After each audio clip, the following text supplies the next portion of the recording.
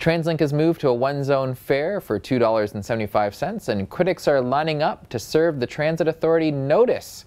I'm joined by Canadian Taxpayers Federation's Jordan Bateman.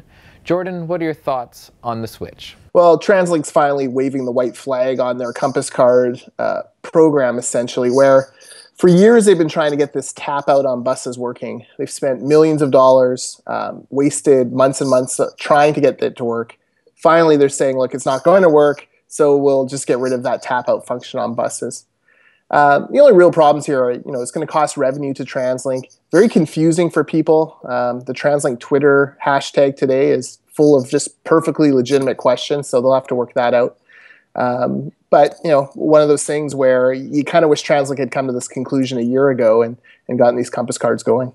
What do you make of TransLink's argument that the lower fares will increase ridership?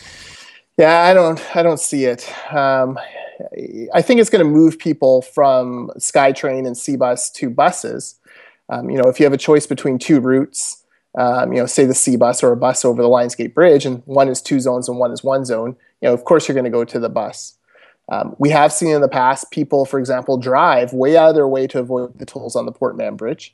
So we know that people will take more time and put up with a little bit of congestion and crowds if it saves them money. So I think the same thing will happen with these bus routes, but I just don't see the scenario where all of a sudden this is going to increase revenue. I suppose it's plausible it could increase ridership for certain card holders. I don't know. The jury's out. I'd like to see how TransLink's numbers rationalizing this whole thing. With the change in fares, has TransLink created a 2-tier system for rapid transit riders and bus riders? It is creating a 2-tier system. Probably the most visible example will be that Lionsgate Bridge example, right? So if you take the C-Bus, you're going 2 zones. If you take the bus across the Lionsgate Bridge, you're taking 1. A route that used to be 2 zones, like Carval Station to Lougheed SkyTrain, that's now a 1-zone trip. So it'll save some of those people money, which is great. But definitely a change, definitely complicated.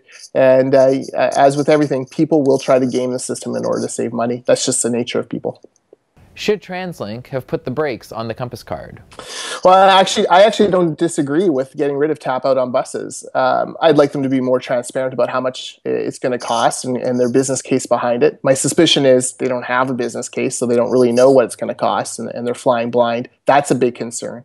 But look, this is a decision that could have been made 2-3 years ago, and Compass Cards could already be in place. The last part of the Compass Card program that was causing all the trouble was this Tapout on buses.